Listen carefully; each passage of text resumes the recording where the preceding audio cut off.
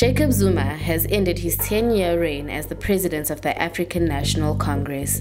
His entire presidency has been marred by scandal and controversy, but Zuma has brushed it off and managed to protect his position. President Zuma. Voters have rejected Zuma. President Zuma is part of the elite.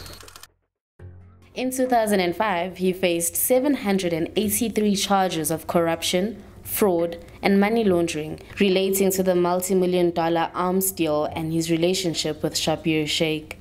In that same year, he was charged with raping Fezegile Kwezi Kuzwayo, a family friend. The ANC defended Zuma during the trial. Then President Thabo Mbeki fired Zuma as his deputy, although he was acquitted of corruption charges in 2007.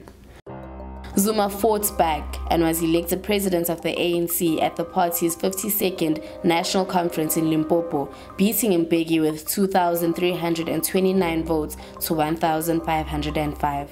The people who supported Zuma some of them did not support him necessarily because they believe in his leadership and they believe that he'll be a good leader.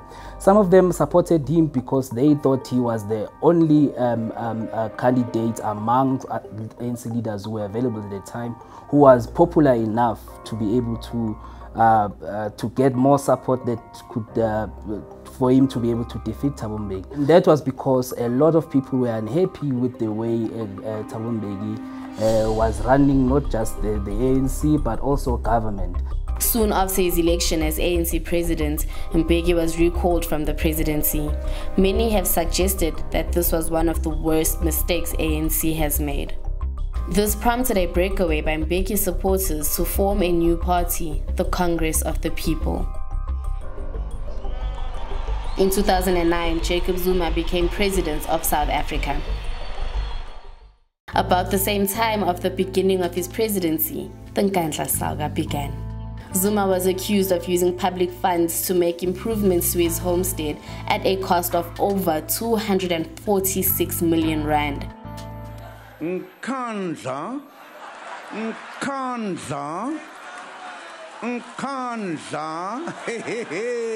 But in 2014, former public protector Thuli Madonsela found Zuma had benefited unduly and ordered him to pay back some of the money, and the Constitutional Court agreed, resulting in Zuma repaying 7.8 million rand.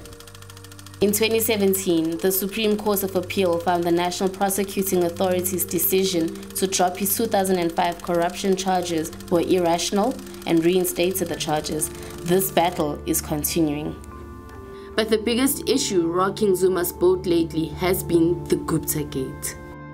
The allegations have caused a serious damage to the image of the ANC because of the allegations that the government or the executive allowed the Gupta family to have influence when it comes to the appointment of cabinet members as well as the appointment of board members in SOEs.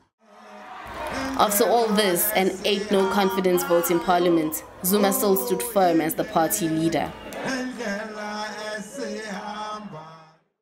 But many in the party galvanized against him and have spoken out on what they say is his damaging rule. President Zuma is part of the elite. Actually, is the elite predator. Our trust has been broken.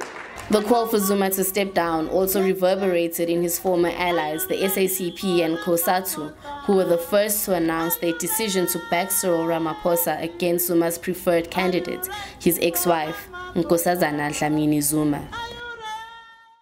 The ANC has changed. It has changed in the eyes of the public. It went from being a party that was trusted by the public to deliver a better life to a party that is marked by allegations of corruption and allegations that their leaders are corrupt. Before Zuma came into office, there were allegations of corruption within the ANC, but they were not as pronounced as they are now. We saw that huge sections of our population now no longer has the type of trust that they had before Jacob Zuma took over. We saw the results in the 2016 local government election, where the ANC lost metros that it had governed for a very long time.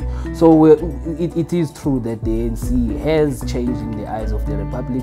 Whether they can rebuild the ANC and the public trust remains to be seen.